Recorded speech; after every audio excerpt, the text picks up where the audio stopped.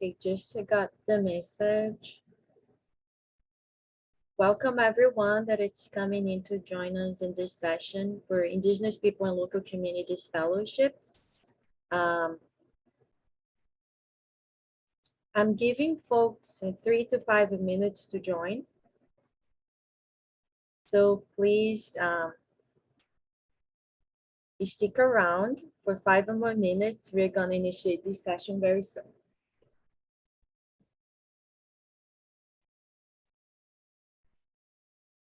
While we wait for people to come in, feel free to drop in the chat box the country that you're joining. That would be really good for us. And I know that we spreaded the word of this session with many of our partners and many of our DGM partners as well. So if you can put in the chat box the country that you're joining us, feel free to do that.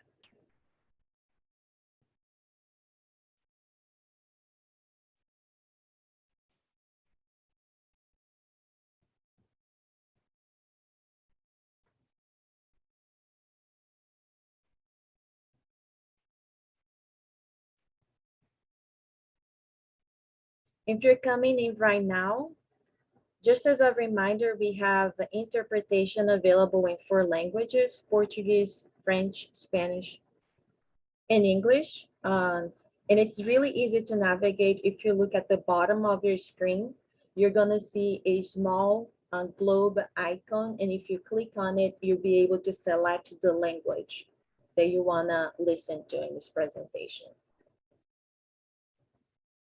If you have any trouble doing that, let us know, but it's very easy. Again, interpretation is available in 4 languages: English, Spanish, French, and in Portuguese. Click on the globe icon and select the language.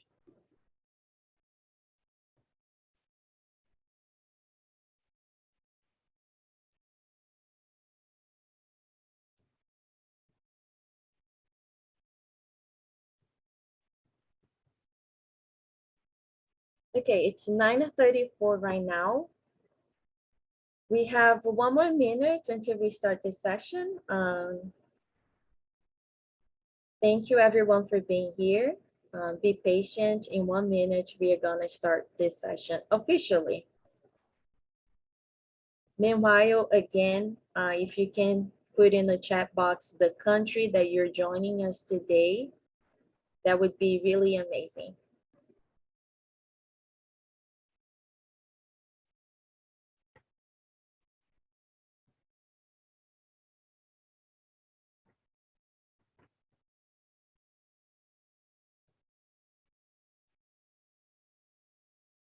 Okay, it looks like we were having a technical issue with the chat box, but now it's working.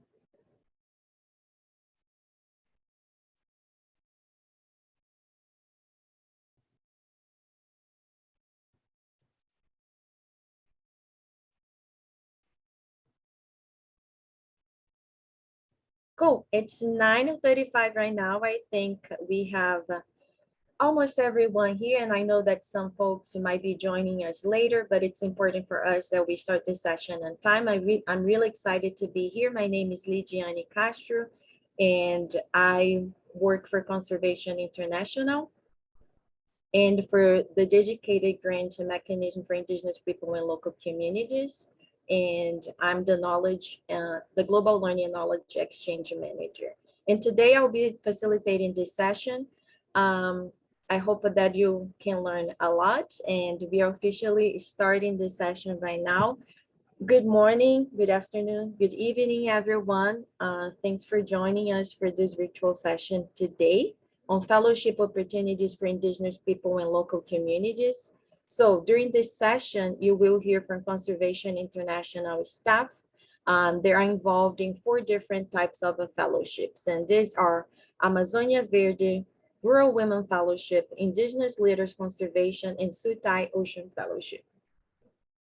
So they will give us an overview and of the programs and the selection processes and the criteria requirements, and also some quick examples of a projects that fellows have implemented in the past or that they are working on right now. You will also hear from Caroline Jacobs. I'm really excited about her participation in this session. And Caroline Jacobs, she's from the Makushi tribe from Surama village in the Guyana. And she's a current fellow with Amazonia Verde. And she'll be sharing her experience with us today. There will be time for questions and answers at the end of this session. So please stick around if you wanna learn more. And if you have specific questions, feel free to put in the chat box throughout this presentation or take notes if you would like to learn more about anything in particular that one of the presenters will be speaking about. And so stick until the end of this session. I would like to hear your questions and your comments about what we'll be presenting today.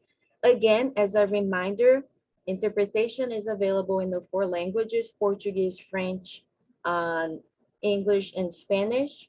All you have to do, go to the bottom of your page, click on the globe icon and select the language. So as I mentioned before, this event has been organized by the Dedicated Grant Mechanism for Indigenous People and Local Communities, or simply DGM Global. And one of the objectives of DGM Global is to strengthen the network and partnerships of IPLCs at regional and global levels. And within the structure of the project, we have a global and regional learning component in which the fellowship program is housed. So we have a DGM Global Learning Fellowship, and I do believe that we have some of our fellows joining this session today. In this fellowship, it's a short-term opportunity specifically for Indigenous people and local community members that are involved in one of the 12 DGM countries and actively involved in one of the projects or activities. And this is a short-term 4-month opportunity that includes virtual session and of course the disbursement of funds, so fellows can implement during these 4 months their projects and in their communities. We currently are hosting a second cohort of fellows. We are very excited that this year we had a lot of applicants, and that's also why we are hosting the session, because we realized that we had a lot of people interested in a high demand, and was one of the recommendations of a selection committee this year that we hosted an event specifically about the process and opportunities of applying for fellowships. They're specifically designed for Indigenous people and local community members. But as I was saying, we have 12 fellows this year, and they are from 6 different countries, and we're really happy to have them working with us for the next 4 months. And in the future, we hope to be supporting them in different ways as well. If you want to learn more about the Dedicated Grant Mechanism for Indigenous people and local communities, feel free to visit our website. My colleague Chloe, she's on this call and you're gonna hear from her later. She's gonna be dropping the link. So if you wanna learn more about the opportunities, feel free to visit our website. But without any further ado, let's go to the meat of this presentation and this session. And we are gonna start with an overview. And actually, before I forget, okay, this is our agenda for today. And we are going to start our presentation with Bruna Fratesi. And Bruna, if you can go ahead and meet yourself and tell us about who you are. And we are very eager to hear about the opportunities with Amazonia Verde Fellowship. Thank you so much. Good morning, bom dia, buenos dias. My name is Bruna Fratesi.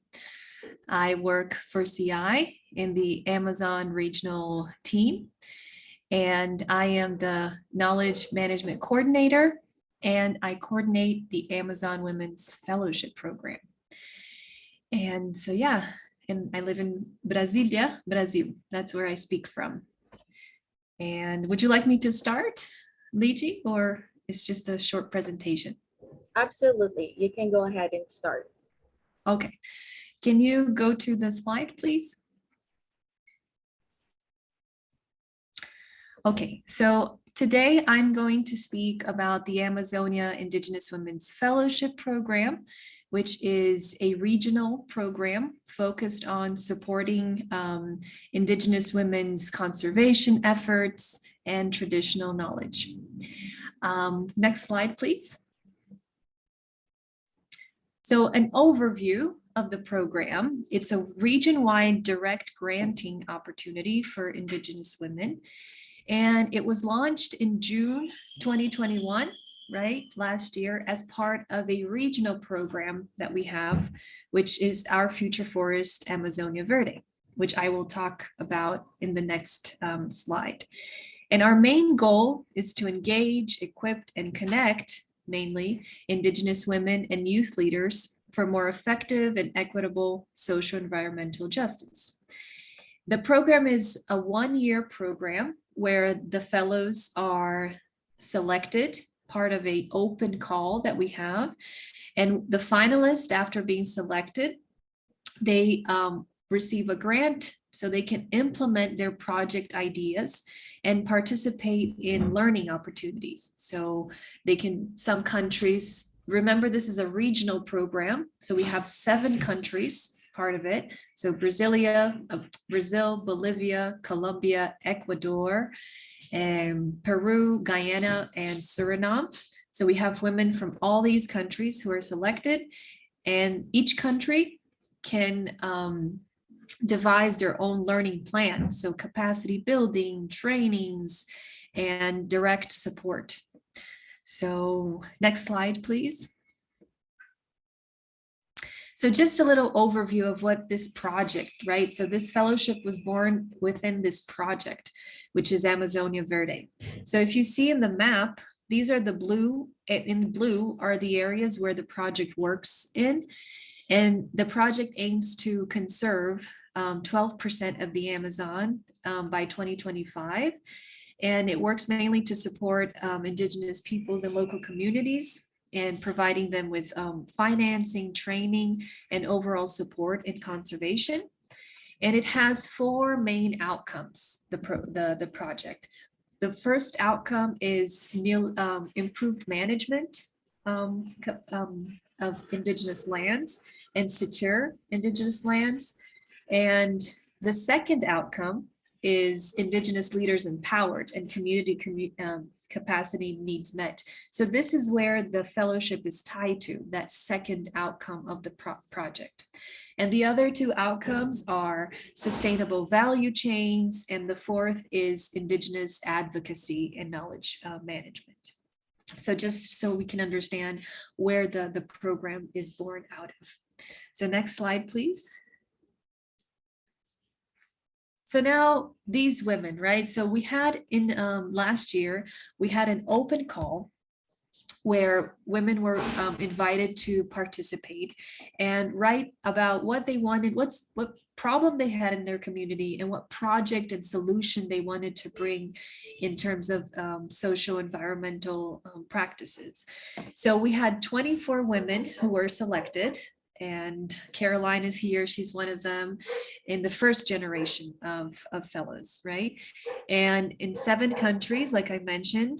And the call was mainly through Facebook. We sent the open call through Facebook. Some countries did it through radio, social media. Some countries like Brazil, they had the list of partners and Indigenous organizations. So they shared the call through those media channels. So here are the 24 women from the first edition. And if you have any questions or would like to, learn more about their projects, you can, look into the webpage that is in the chat box, and also I'm open to talking to everyone for more details. Next slide. So now, okay, we had this open call. So what was in this open call? What did people have to write, and what was in this application process?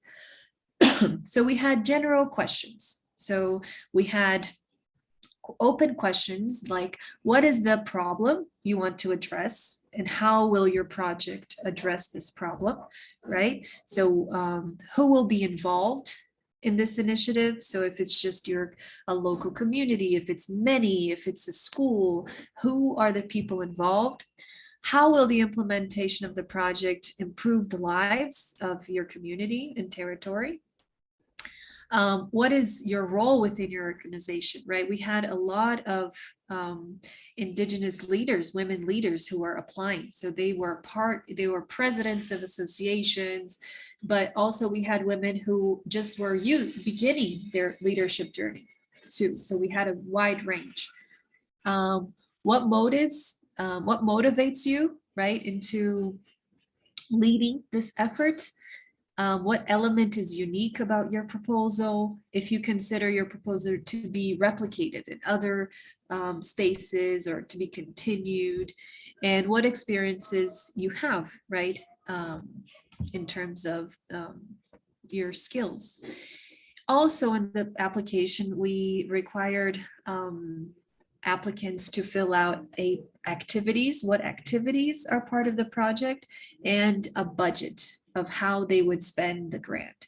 But this was not something that was required. This was something that was part of the application, but wasn't required to be filled out.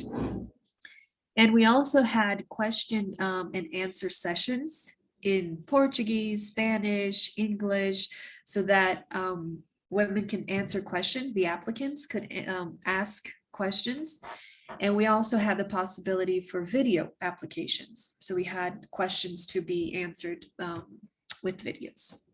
So next slide, please. Now the evaluation, right? So we had this open call, more than 155 women applied from all countries. And the evaluation panel was made up of the Amazon Women's Council of COICA. COICA is this regional body of coordination body of Indigenous organizations of the Amazon Basin.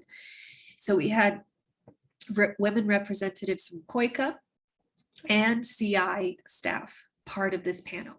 Excuse me. It's very dry in Brasilia.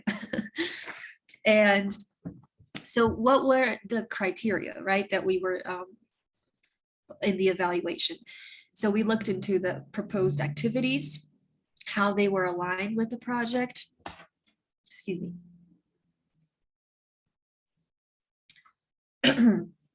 We how the applicant explained the outcomes and activities.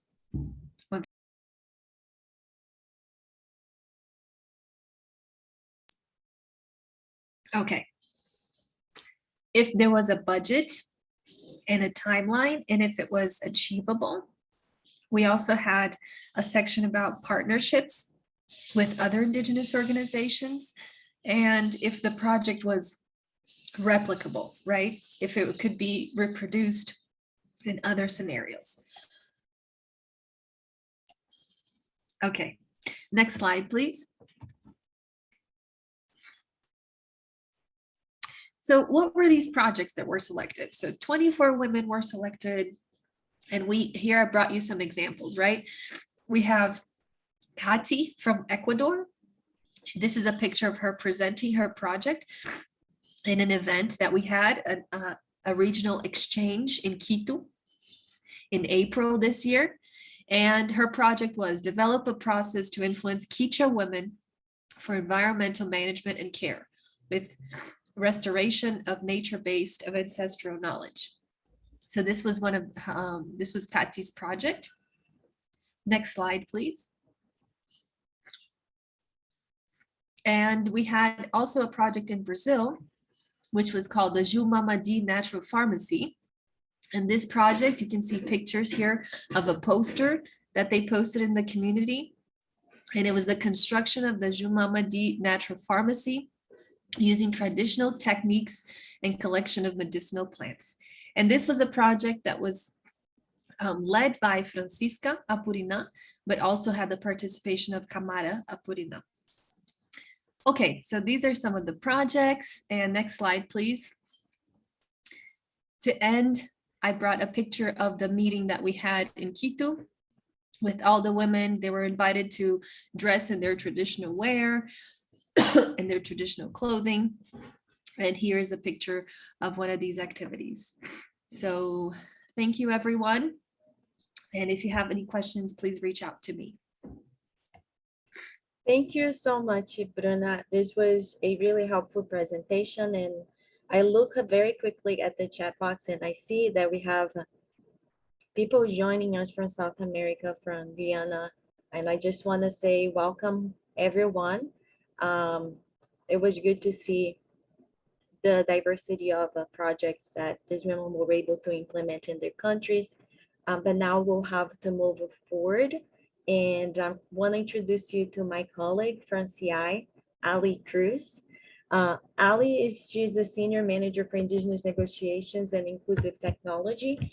And today she's joining us to talk about 3 different types of fellowships that she has extensive and deep knowledge on. And thank you so much, Ali. And if I missed anything in my quick introduction about you, feel free to introduce yourself. Thank you for that, Ligiani, and good morning, good evening, good afternoon, good time of day, as they say, to all of you. Please let me know if you can't hear me. I'm not convinced that my headphones work well, but I'll keep going until I hear otherwise. So, as Ligiani said, my name is Ali. I work at Conservation International. I've always been a part of our Indigenous and Traditional Peoples program at CI. So I've been involved in various different ways with many of the fellowships that we have at CI. And it's really exciting to see at Conservation International that our portfolio of fellowships specifically for Indigenous peoples is growing. So I wanted to take a moment to just introduce you to some of the options that we have at CI to support Indigenous leaders. I'll be talking today, as Liji also said, about 3 different fellowships. Just because I'm covering so many, I'm not going to go quite into the same level of depth that Bruna did with the Amazonia Verde Fellowship, but I just wanted to introduce these fellowships, give you some of the information. What is their focus? What does it take to apply? What are we looking for? And then I'm definitely happy to get more in depth and offer more detail to folks if they want to reach out to me individually to talk about any of these fellowships. I've also provided information in my slides where you can find out more information online. So I have to apologize in advance because I'm going a little bit out of order from the agenda that Ligiani sent around, but we'll cover all 3. So I wanted to start today by introducing the Indigenous Leaders Conservation Fellowship, which is the we could call it the flagship fellowship of CI, or by that I just mean the longest standing and the most established of the Indigenous fellowships that we have at Conservation International. So this fellowship was actually established in 2011, so it's been around over 10 years now. And I think so far we have a cohort of 25, if not more, fellows from around the world. So I just wanted to introduce this fellowship for a minute. So the focus of the Indigenous Leaders Conservation Fellowship is really to support Indigenous leaders who are interested in looking at the contribution that Indigenous traditional knowledge can make to climate change or to biodiversity conservation. We know that our Indigenous and local community partners already have a lot of the knowledge that we need to solve these big challenges. And so this fellowship is really about opening the door and offering space and support for Indigenous leaders to bring these solutions forward. Next slide, please, Liji. So I just wanted to run quickly through some of the details of the fellowship. Again, like I said, feel free to reach out to me directly with any more specific questions. For this fellowship in particular, the details tend to change every year based on sort of the focus of the fellowship and what we're trying to achieve in that fellowship cycle. So it's hard to say for sure some of the exact details, but again, like I said, feel free to reach out to me directly. You can also find out more information at conservation.org/Indigenous. So for the Indigenous Leaders Conservation Fellowship that I'm talking about, that it's a twofold project, or maybe a better way to say it is there's two important pieces to this fellowship. So we ask our fellows to propose some sort of research or community project that they're interested in that's about the contribution that traditional knowledge can make to climate change or conservation. So as an example, in the past, we had a fellow from the Philippines who designed a management plan for migratory birds passing through a protected area. But the way that she tracked and identified the birds was through this traditional practice in her Indigenous community where young adults as a rite of passage would go out at night and trap birds in nets. So rather than it was a traditional approach to a sort of Western system of species management. So really the idea is really trying to capture what traditional knowledge has to offer to these different challenges that we face. So we ask our fellows to prepare this community or research project. We provide them funding and technical support to do that. And then we also really emphasize a professional development component of the fellowship also. So we want to make sure that this fellowship benefits the fellow in some way in their career progress or whatever it is that they'd like to achieve. So the professional development component is really up to the fellow, and we're happy to provide suggestions also, but some fellows have taken courses in English. Other fellows have done certificate programs in GIS. You know, we've had fellows who've done like project management certificates. So really open to a lot of different opportunities there, but we want to make sure we're supporting the fellows in their trajectory moving forward. The amount for this fellowship tends to vary a little bit year by year based on the fellowship cycle, but it ranges anywhere from $5,000 to $15,000 US. And as part of the application process, we do ask our fellows to submit a budget for how they're going to use that money. The duration of the fellowship is up to the fellow and the project that they design, how much time they need to complete it, but typically the fellowships are between 6 and 12 months. Next slide, please, Lychee. I also just wanted to run through quickly, you know, what do you have to meet in order to apply? How do you apply, and what are the deadlines? So for this particular fellowship that we're talking about, the Indigenous Leaders Conservation Fellowship, you have to be a member of an Indigenous or traditional community. Ideally, that community is located in a country where CI has an office.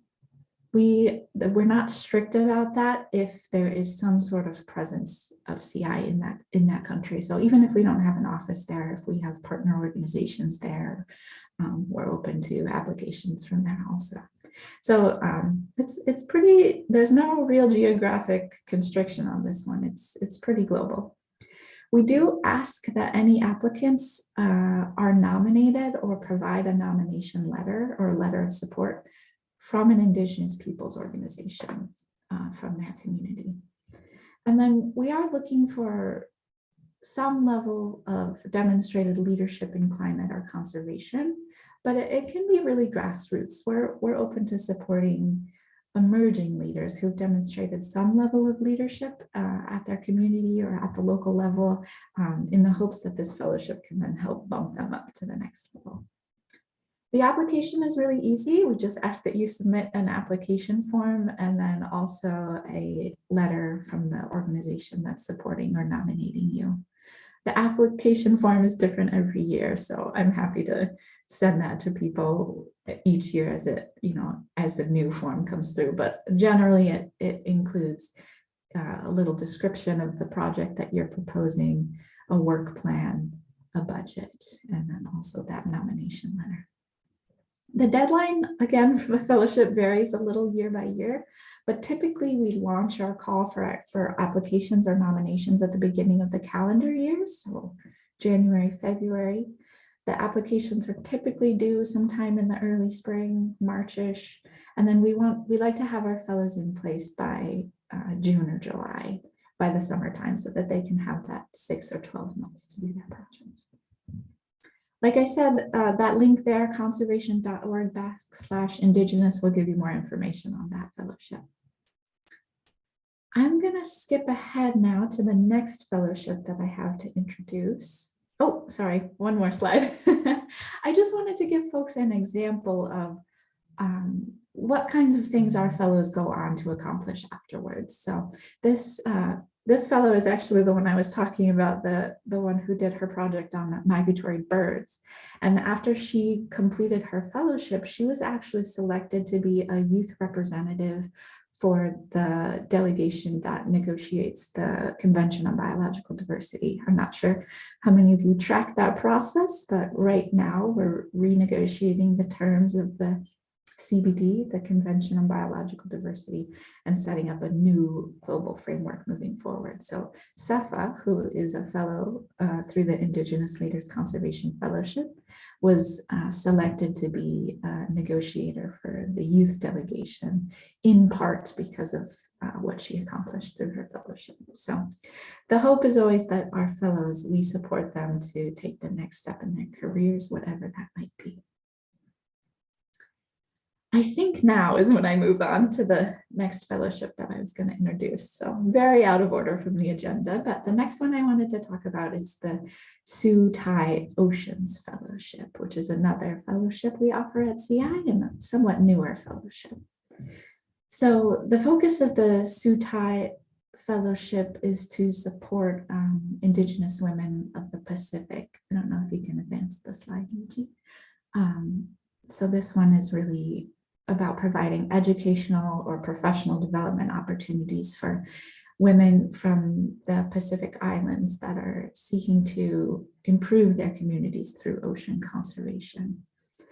This fellowship was set up in memory of Sioux Tai, who was a colleague of ours at Conservation International, and she was a strong advocate and mentor for emerging women leaders in the Pacific. She had a strong connection to the Pacific and was always a mentor for Indigenous women from that region. So this fellowship was established in her honor. Next slide, please. The deliverables.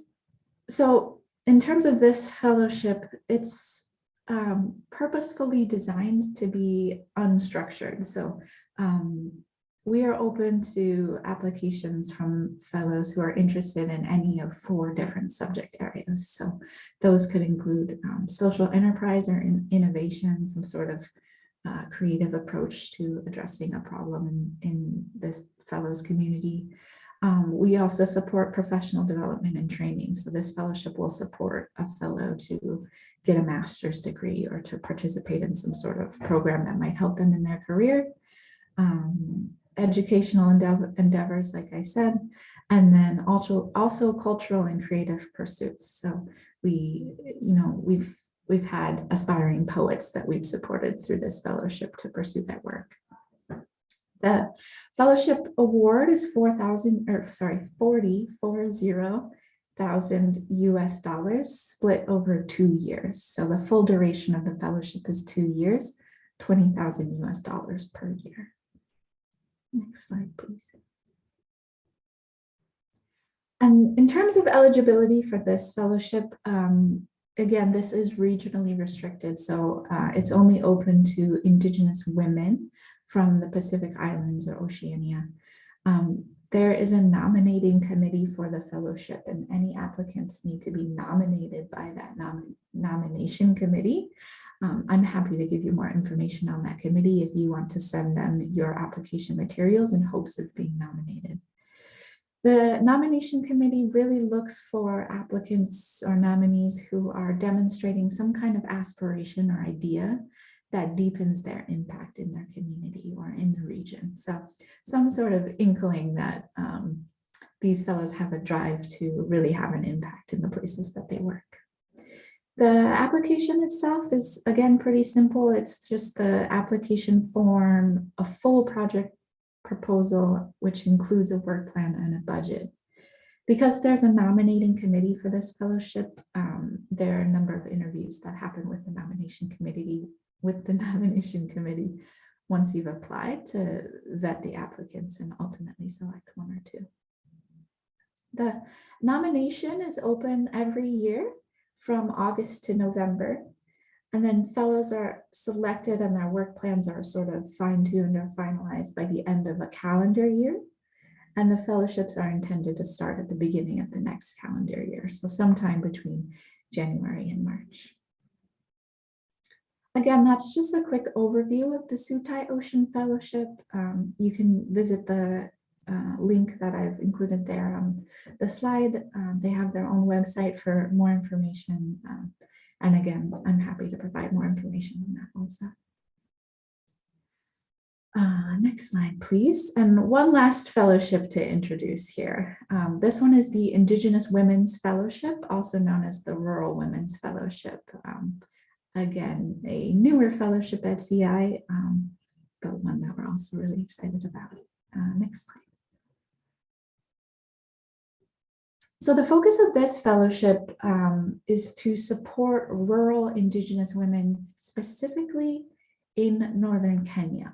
So this fellowship was established in partnership with a partner of Conservation International called the Northern Rangelands Trust, which is sort of an umbrella body of, I think it's 35, if not more, different community conservancies in northern Kenya. So this one is a little bit specifically focused, but the fellowship is intended, like I said, to support Indigenous women from that area to conduct research on and implement community-based solutions for conservation or for climate change. But the focus here is really about encouraging women's participation in decision-making and natural resource governance. Next slide, please. So similarly to the Indigenous Leaders Conservation Fellowship, this fellowship sort of has two different components to it, a research or community project that's specific to supporting Indigenous women's participation in leadership or governance, and then also a professional development component. So we've supported women to take certificate courses, to do sort of intra-country or international exchanges with other women. The opportunities are really open to whatever the fellow wants to design. The award for this fellowship is $15,000 and it typically lasts 1 year. Next slide, please. In terms of eligibility for this fellowship, like I said, this one in particular, because it's implemented in partnership with Northern Rangelands Trust, is only open to women and only open to women who are a member or resident of one of NRT's 43 community conservancies. And then we're also looking for women who've demonstrated some sort of community level, early level leadership on conservation or women's rights. Similarly to our other fellowships, we just ask that the applicants prepare a proposal that includes a work plan and budget, and then that is reviewed by a fellowship review committee. Also, this fellowship the deadlines vary year by year, but again, we're usually launching a call at the beginning of the calendar year. The applications are due by early spring and the fellows are in place by June. Because this fellowship is pretty specific to a certain area, a certain region of Kenya, applications tend to be, or the call for applications tends to be circulated somewhat by word of mouth, and we also push it out through our partner Northern Rangelands Trust. But again, you can always find more information and the application on this website that's linked at the bottom. I think I have one more slide here. Yeah, just again, trying to give folks an idea of what our fellows have done, what the fellowship can put them on the next step to. So I just wanted to provide this example that Josephine Ikiru, who was selected in 2021 for the Indigenous Women's Fellowship, after she completed her fellowship, was awarded this pretty prestigious award from the U.S. Institute of Peace. So her fellowship through Conservation International was about how environmental peace building, about the contribution that women can make to environmental peace building and reducing conflicts in northern Kenya. And based on her work over the trajectory of her career and also through her fellowship, Josephine was recognized as this important woman in building peace in Kenya. So our fellowships are always hoping to help fellows level up. I think I have one last slide that just compares the different fellowships. And I know I've introduced a lot of information today. So this slide is just which one of these is right for me. So just to give you an idea, the Indigenous Leaders Conservation Fellowship, the first fellowship that I talked about, is really focused at emerging leaders or more early career Indigenous peoples who are interested in the intersection between traditional knowledge and how it contributes to climate change and conservation. There's no specific geographic restriction for this fellowship, so it's a little bit more expansive. So if you're an early career Indigenous leader looking to take the next step in your career and are interested in traditional knowledge, I would say that this is the right fellowship for you. If you're an Indigenous woman from the Pacific and you're interested in increasing your leadership skills and making an impact on ocean conservation, the Sioux Tai Oceans Fellowship is the right one for you. And then if you are specifically one of these women who lives in one of these community conservancies in northern Kenya, and you're interested in increasing women's engagement and participation in natural resource governance or in leadership in general, the Indigenous, or sometimes we call it the Rural Women's Fellowship, is the right fellowship for you. I believe that's all I have. I just wanted to say thank you for the opportunity to introduce these to you, and to, of course, just reiterate that I am open to any questions that folks have, because I know I didn't get too deep into any of this. Thanks again. Thank you so much, Ali. Again, this was really helpful information, and I hope that the people in our audience are taking notes on this. But if you're not, and if you're feeling a little bit overwhelmed with the all the information, eligibility, and deadlines, feel free to contact us. And at the end, we are going to leave an email, and we also going to share all of the links with you. But now we are going to keep moving forward because we want to hear from more people. And the next one to present, it's actually my colleague, Chloe Hans Barrientos, and I'll let her introduce herself. And she's going to cover a little bit of a work plan and timeline when it comes to fellowship, which is usually one of, I'm not going to say requirements, but it's one of the things that fellows really need to understand, which is work plan, timeline, and budget as well. A little bit on the technical side of things, but very important when you're putting an application together if you really want to be a competitive candidate. You can go ahead, Chloe. Thank you so much, Liji, Ali, and Bruna, for all the contributions. This is really just some quick tips that really have come from our experience in the DGM, carrying out the 2 fellowship opportunities, and actually one that we currently have fellows for, and kind of our process and working together with Indigenous and local community applicants once they've officially applied and have been selected to further modify those work plans and timelines. And I actually don't think there's anyone better than Caroline maybe after this, if you all have questions in particular on how to develop a work plan and budget, given that she is a current fellow for Amazonia Verde. So just, I guess, some general advice. I think it's always good to start early, and some of these tips might seem pretty obvious, but of course, starting early. And then I think in general, also adding a personal element to your proposals. I think having a committee, reading many applications that come in, since there's always a lot of interest and there's excellent candidates, really just adding a little bit more about yourself, where you come from, what you're already doing in your community or your organization. And kind of along with that is, and this is something that for the dedicated grant mechanism fellowship opportunities, we require a letter of reference or like a recommendation letter from a global steering committee member in your country. So again, this is very specific to the DGM fellowship, but it also gives us that receive the applications and then the committee, which is separate from us, the ability to see that you are supported in your community as well, or in your country project.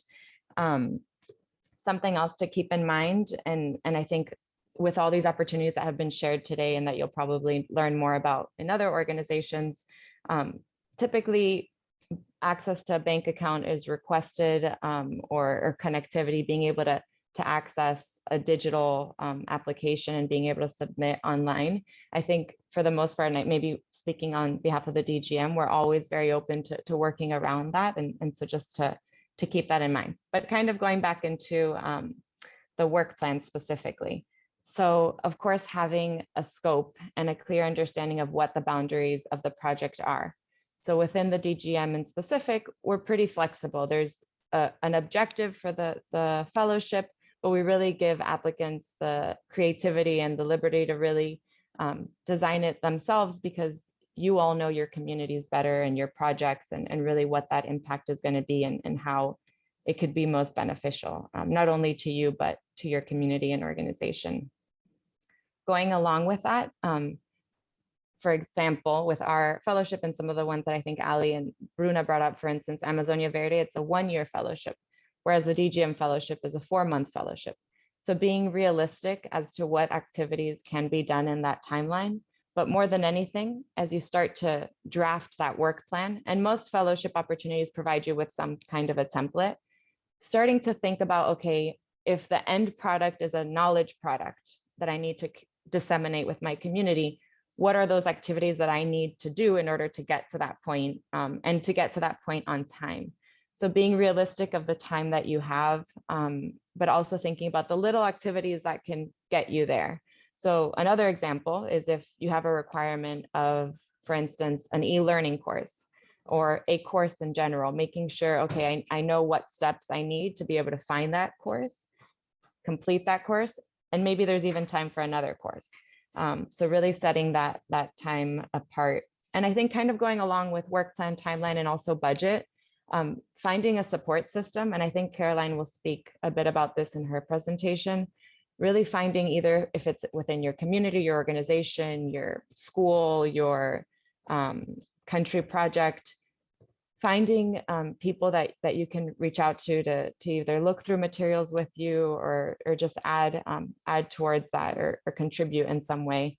And for example, with the DGM, something that fellows have always done is worked really closely with the National Executing Agency in their project, whether it may be for internet, being able to submit that application on time, or the proposal, or just to have another eye to look at what you're submitting, and making sure that it fits within those boundaries or parameters of what the fellowship is requesting.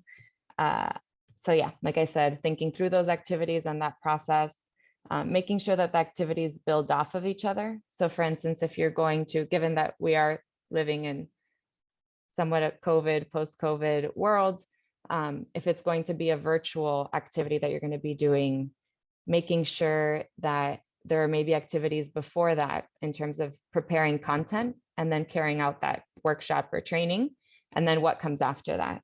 So making sure that they all build off of each other. And of course, making sure that you're able to complete things to the best of your ability. And always, I'd say, and I think this goes for everyone in the work that we're all doing, trying to be flexible and creative, because things change, as we've seen over the last few years, and sometimes they change very quickly. And I think everyone, whether they're on the committee of selecting fellows or are a fellow, you probably all want to complete your really exciting projects within that time frame. And then just as another, and this is at the end of the slide, you can see just another tip. And sometimes, like I said, fellowship opportunities will give you a template. But if you want to number your activities, and we can, if you reach out to us after, we can give you examples of this. You want to number your activities in your work plan, like activity 1.1 or activity 2.3, so that you can refer to those numbers in your budget. And so when the selection committee is reviewing it, they'll be able to see what the equipment or materials or time that you have in your budget, how that connects to your work plan. Next slide, Leiji. So thinking about budget, and this is something that we definitely worked with fellows on. And again, some of these might seem very, very obvious, but I think compensation is something that we really had to work closely with fellows, because we felt there's a lot of work to be done in a fellowship, but we want to make sure that you're also considering your time. So not only materials and equipment and internet connectivity, but the time it's going to take you to carry out these activities, because it is your personal time. One example of this is that we had a fellow that prepared a really incredible video for her community about what her project was and working with women and youth. But she wanted to translate it into her native language because that's what they would understand better. And she wasn't including compensation for that, which I think we all are very appreciative and recognize how much time and skill and expertise it takes to translate, especially something like a video. So we made sure that that was included, as well as any other costs related to planning an event or carrying out that event, preparing reports. These are all things that should be considered in your budget, along with, of course, internet and connectivity costs. Given that the DGM fellowship in particular has been completely virtual due to COVID, we really made sure that in reviewing budgets that all the fellows had the amount, the funds necessary to be connected to internet throughout the entirety of the fellowship. Again, with I guess an example of equipment, some fellows, or actually most of the fellows in our program, prepared some kind of a visual material, whether it's a video or photography or a combination of that. And so we wanted, some of them wanted to include a camera, but also a cell phone. And so I think being efficient with the resources and finding maybe a cell phone that has a camera that could provide that kind of supply that kind of need, if that's relevant. That kind of, I think, goes along with avoiding duplication in terms of equipment and just making sure that you have what you need to carry out those activities. I think one last tip maybe in thinking about budget, but more in particular thinking about what is needed to carry out the fellowship, is to consider transportation. If you're going to be going from your community somewhere else, or you have to go into the city to deal with the bank account issues of receiving the funds, or what materials you might need if you carry out a workshop for your community, making sure people have water or whatever it is that might be needed for that activity in your community. And then personal protective equipment, if we are working in that COVID environment, making sure that if activities are being carried out in person, that they're being done in a safe manner. And these are, again, just some quick tips.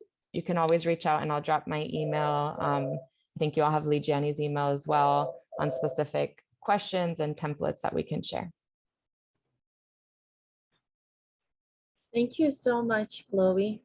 Let me start my video.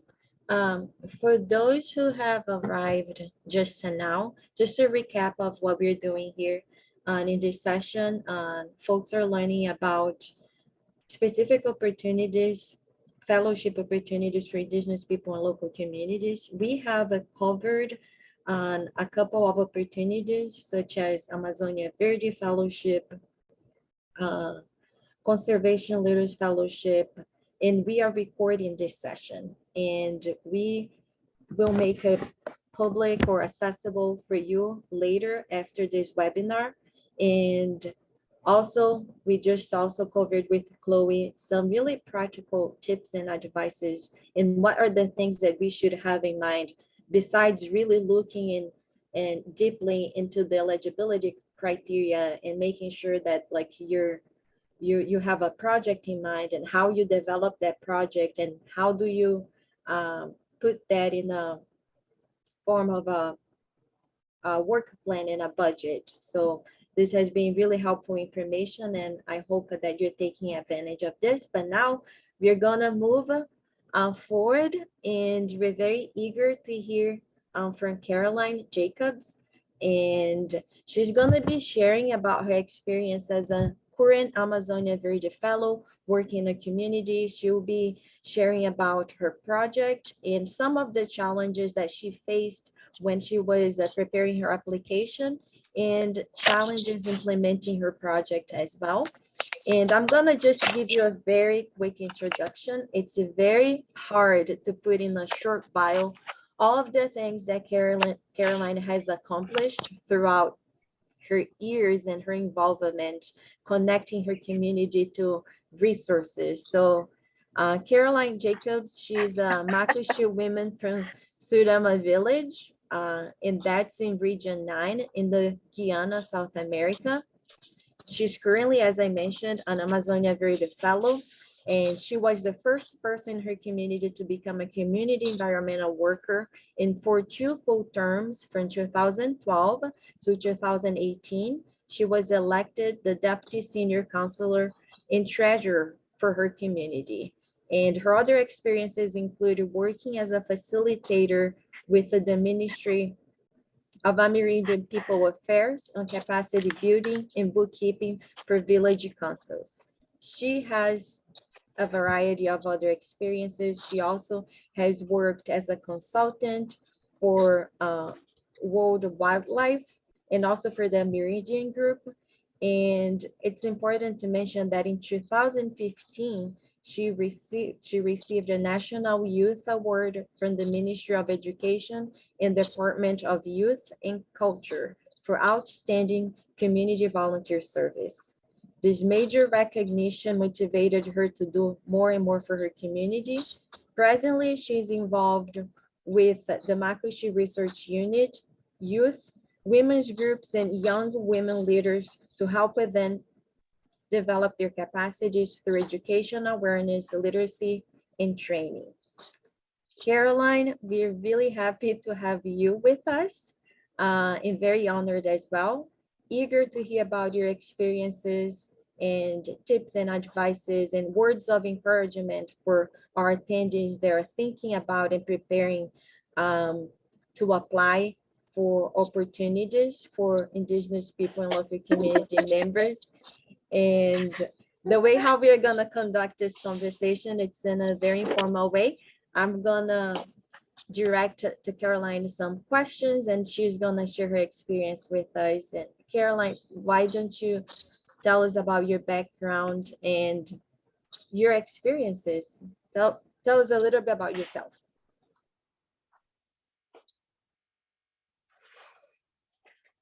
Hi, good morning, good afternoon, good evening, good night, everyone. Thank you very much for inviting me to be part of this meeting.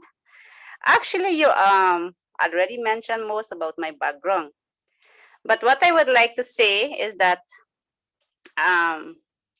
growing up as an Indigenous woman, I have learned all the skills to be an Indigenous woman. But what I was unfortunate to have is the skills as the qualifications, you know. So moving around with my mom, because she is a Makushi researcher, moving around with her, seeing how she facilitates sessions, that inspired me to be a leader like her.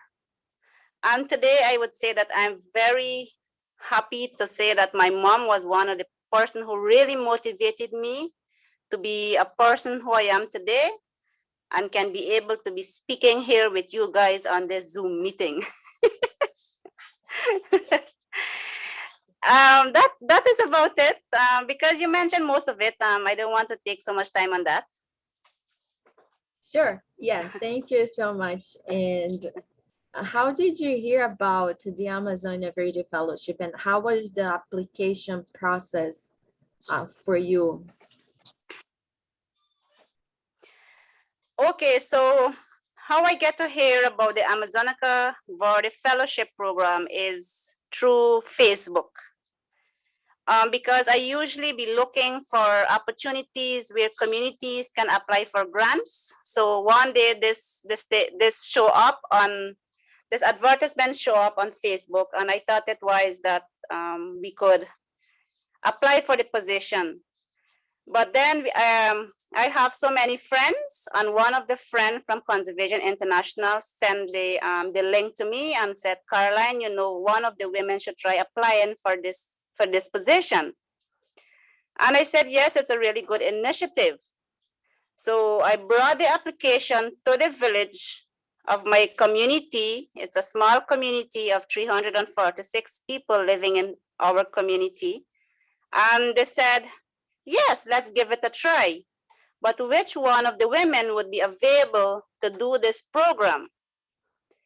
And I also sit on a proposal writing body. So we started to discuss some of the project ideas. Different ideas start to come out as to what project we can do, focusing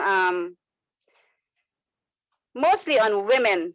So these different ideas came up. We took all as the proposal writing group and compiled them together. And then when we report back to the village, we said we come up with these ideas. So the one for the traditional leadership knowledge, documenting and recording of the traditional leadership knowledge was one that got selected. So there and then we decided to look for an organization and nominate an organization to nominate this individual to be part of the fellowship program. So we as Indigenous people have this organization that we call the North Rupununi District Development Board. And this is an umbrella organization that represents 20 Indigenous communities in the North Rupununi where I live. So we approached them about it, and they said, yes, we're going to assist. They're going to nominate the individual that is willing to pursue this fellowship. After doing that, after consulting with the community and the organization, we decided now to sit as a little committee and start to put together that a woman would come up one day and said, I'm willing to take up the fellowship. But there was also challenges with women who were willing to take up the fellowship program, but because of personal issues, you know, they said, you know, we cannot do it. So the time for deadline was showing up, and the NRDDB said, you know, Caroline, if there is no one that willing to pursue this this fellowship program, we think we should put you as our fellow, if it's okay with you. I said, yes, it's okay. I can give it a try. There is nothing like we were not sure by, like, you know, we are going to get through with the program. So I said, yes, give it a try and let's see if we're going to get through with it. So that is how our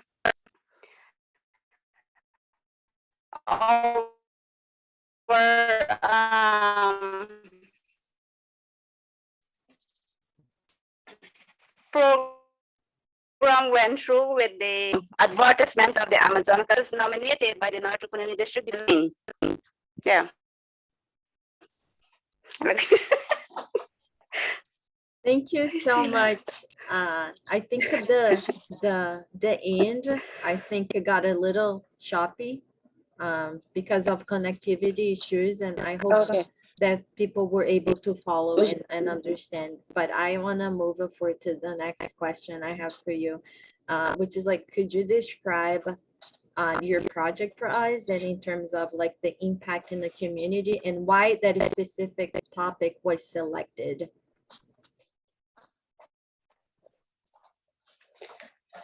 Okay, so why this topic was selected is because we see that traditional knowledge is not documented. There is no document to show, yes, this is something that somebody did a research on. You know, we have a lot of other documents based on traditional knowledge, but this particular one on leadership it is not documented. So that is why the community sees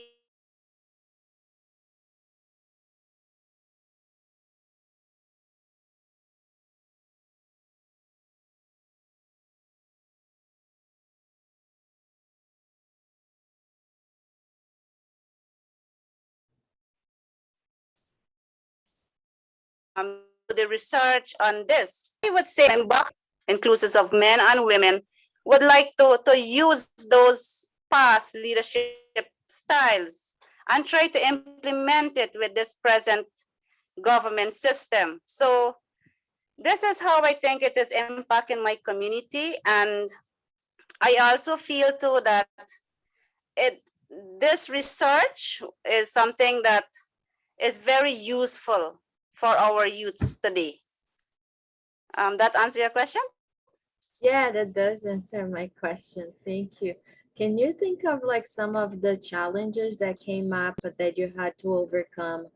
Is still during like the application process, whether it was like a question or did you have to reach out to someone to ask for help, to put a proposal together? Can you think of like any of the challenges or even like access and connectivity issues?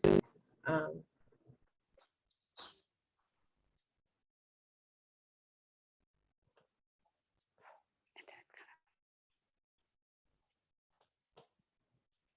can you hear me?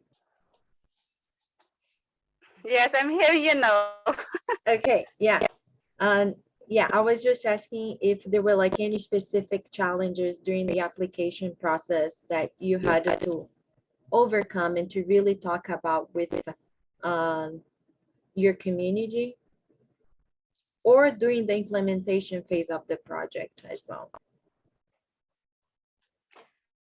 Okay, so with the application process, we didn't really have that much of an issue, but there is one person that I usually work with as a mentor, and he is the one that actually recommend me for jobs.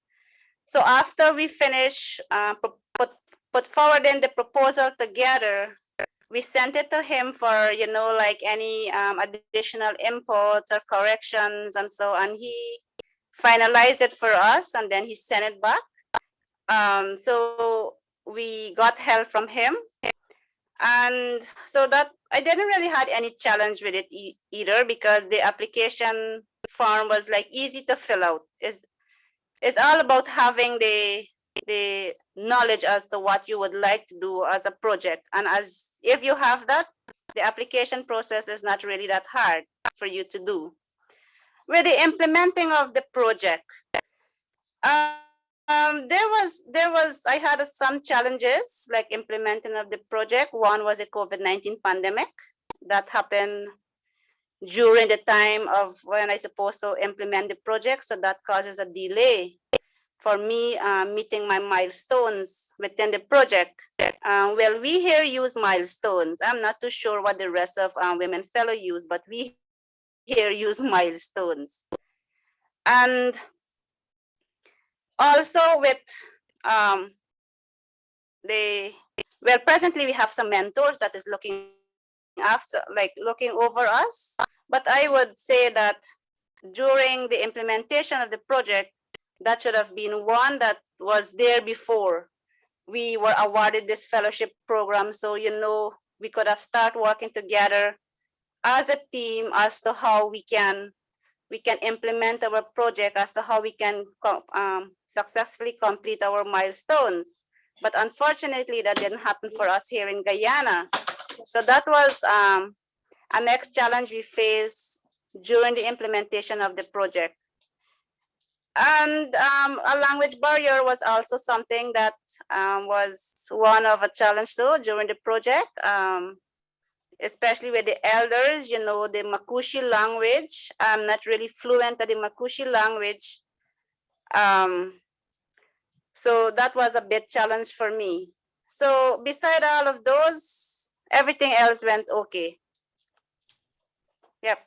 Yeah, Uh, Thank you so much. And how has the fellowship and your involvement with Amazonia Verde, how do you think it's been helping you to not only we know of the impact in your community, but how it's been helping you in the personal and professional level for you to achieve your goals?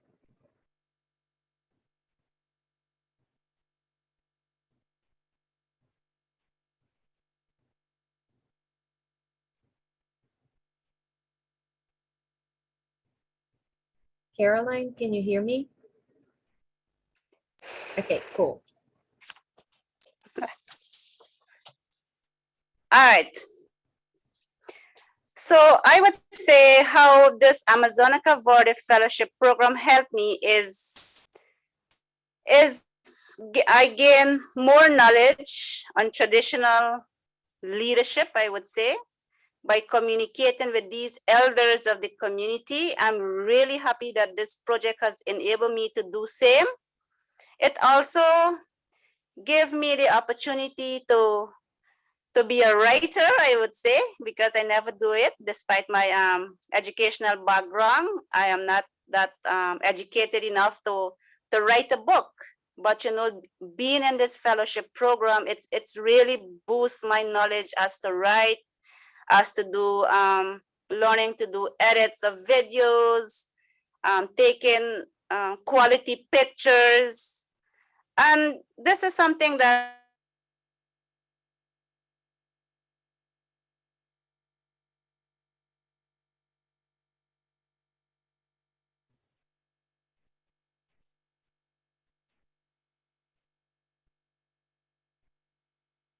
I think something that okay, cool. I'm proud to be one of the women fellow here in Guyana. I'm doing something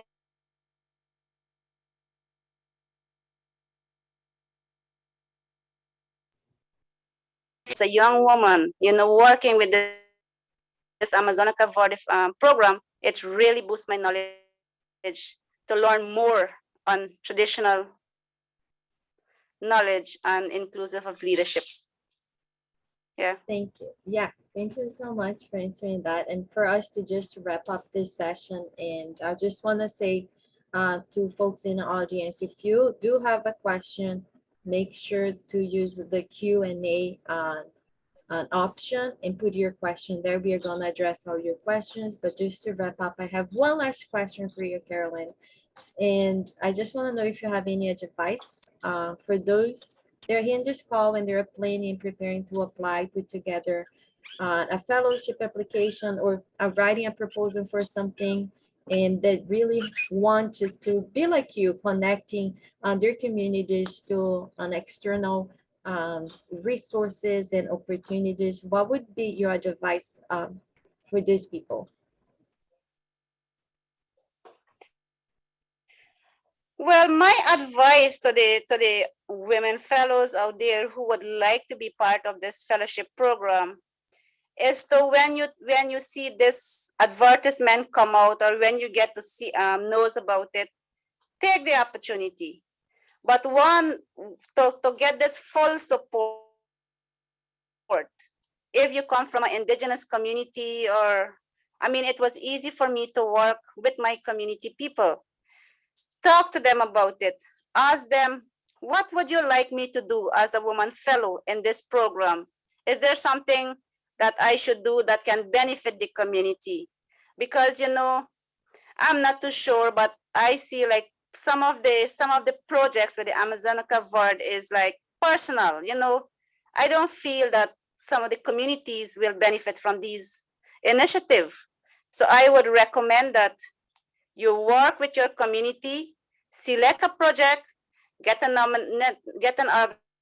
organization to nominate you, get somebody who can do a budget to help you with your milestones or how to set out your activities as to how to do it, because this is something really difficult for some of us as indigenous women, you know. So that is one of my advice that I would like to share with the other women fellows. Also, take the opportunity, ladies. Let the ladies take the opportunity, even though I said that it's a challenges for us indigenous women to leave our family or to leave our husbands or to even leave our country. It is really a challenging for us, especially leaving our country, you know. So that is one of the main advice I would like to give. Work with your community people so you would get the full support on your project. Thank you.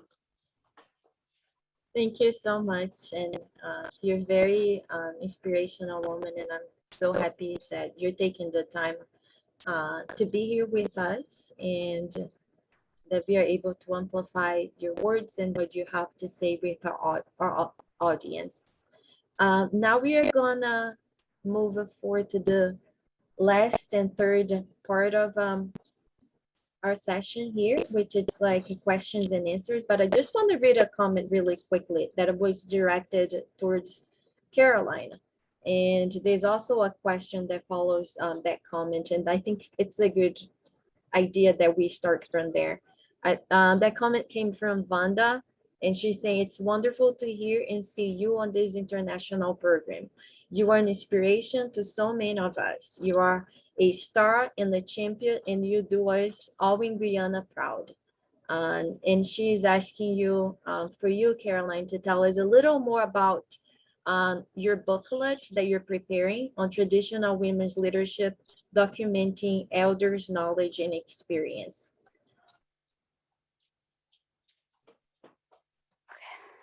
Okay.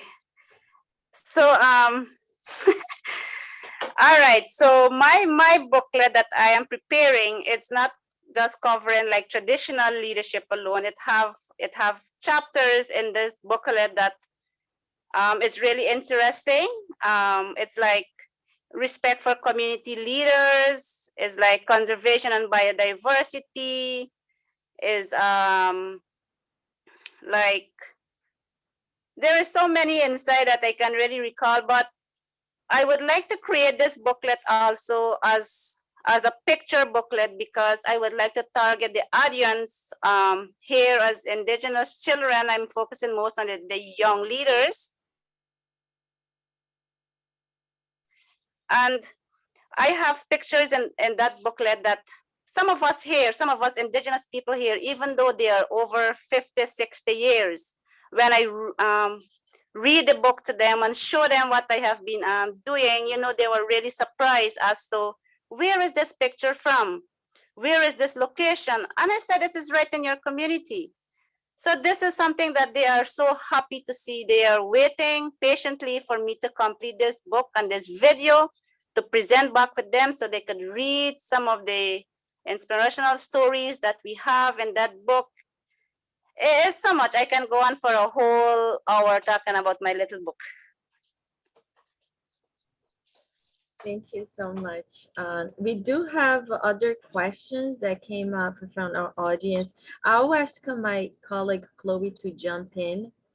I know that those questions came in French. I Sure. think you have translated them in the chat box somewhere, but Yes, no problem. I'll turn it actually, if maybe Bruna could start off answering this question we received, which I think is from DRC. And the person asked, if I understand the presentation well, it happens that the scholarship is granted only to women. So how can young boys have access to the scholarship since there are young people who are also committed to the environmental struggle?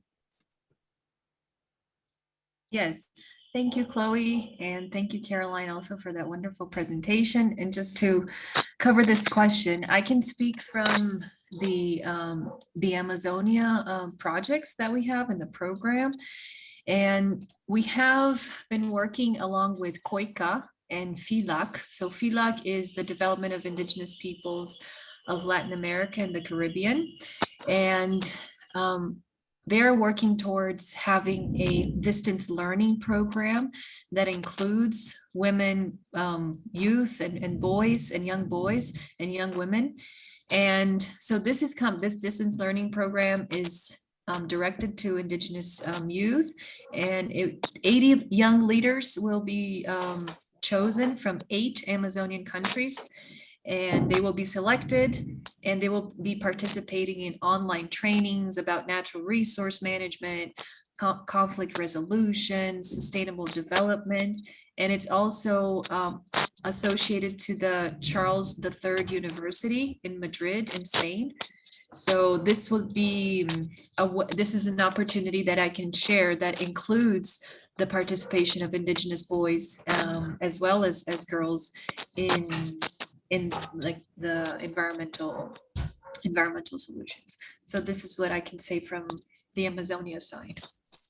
And if for any questions, you can, I'll put my email and then I can answer in more detail. Thank you so much, Bruna. I don't know, Ali, if you want to jump in on that one, or we also received another question, which kind of follows that question on whether there are possibilities, I think, for youth in general to benefit from the scholarship. And I know, I think Sefa is one of the youth that received that first fellowship that you talked about, but I don't know if you know of any other opportunities that are either solely focused on youth or yeah, just include young people. Thanks, Chloe. I think I'll just highlight again the Indigenous Leaders Conservation Fellowship, that first fellowship that I talked about. So that one is not gender targeted, so it's open to men and women. And that fellowship in particular is really targeted at emerging leaders. So people who have maybe shown a little bit of leadership potential at the community or the grassroots level. We're interested in really giving those people the next boost. So I would say young men, young women, young leaders of any sort who are interested in a fellowship opportunity might want to check that one out specifically. Thank you, Ali. I don't think we received any other questions through the Q&A box, but if anyone, since we still have a few more minutes, wants to, you might be able to raise your hand, or if not, just put it in the chat box, and you can also, we can allow yourself to mute and ask your question out loud. Or if there's anything any of the other panelists or Ligiani would like to share. I think there might be another question. I'm not sure if we have addressed. There were 3 questions in the. You're right, I do see that. So the other question we received is, how can we balance the participation of Indigenous peoples in this exchange? And what can we do to involve the Indigenous peoples living in the villages?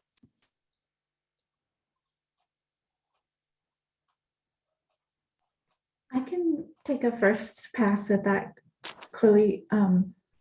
Just because I'm involved with a number of different fellowships, I can sort of see trends across the fellowships. And one thing that I would say, one of the biggest things that we struggle with in terms of finding the right, air quotes, fellows is just getting the calls out there.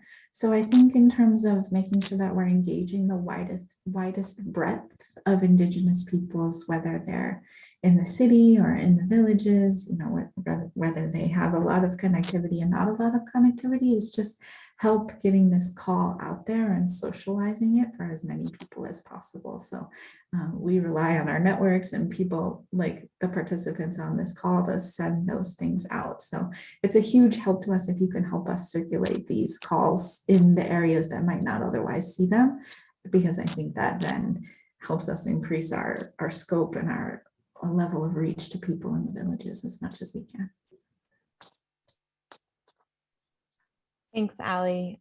Bruna, do you want to add anything to that question or respond in any way? We received another question, and I know we're running out of time, but if there's anything you want to add, Bruna, feel free to jump in.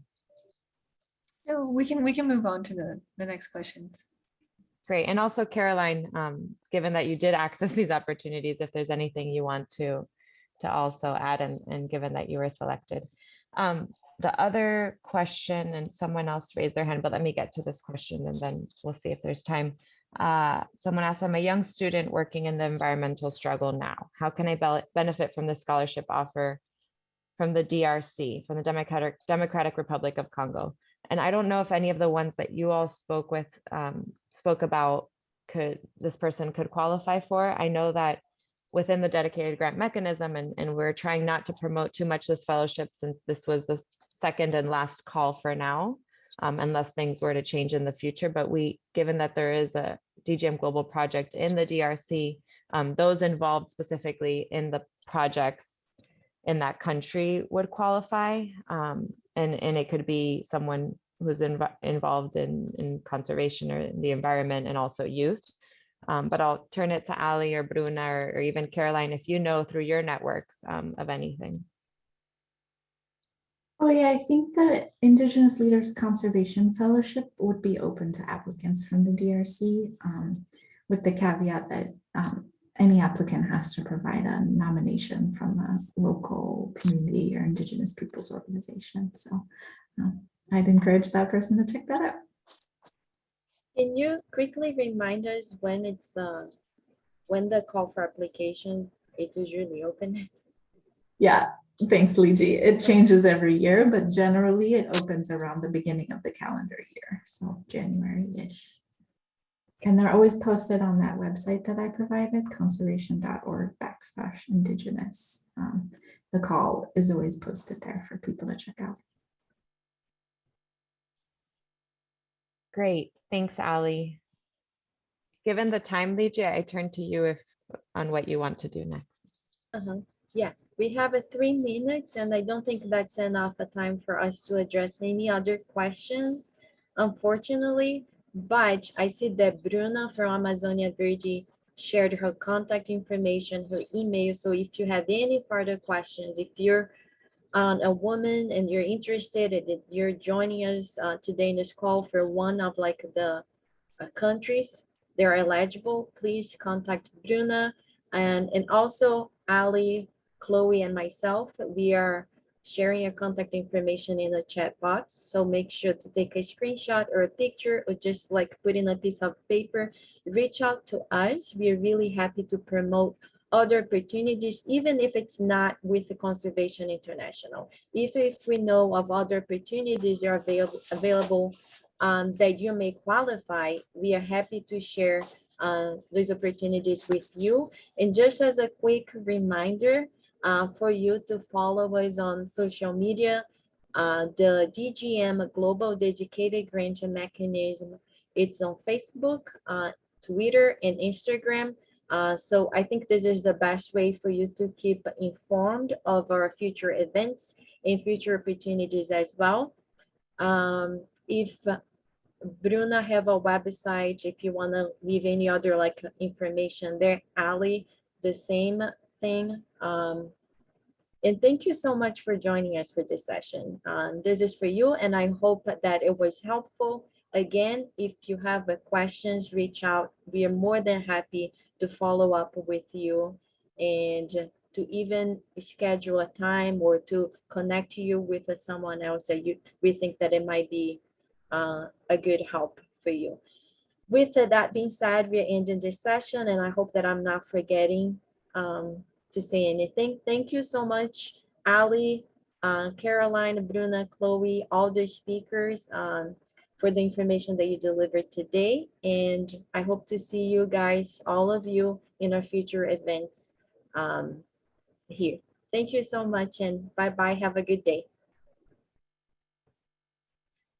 Thank you. Bye, everyone. Thank you. Thank you.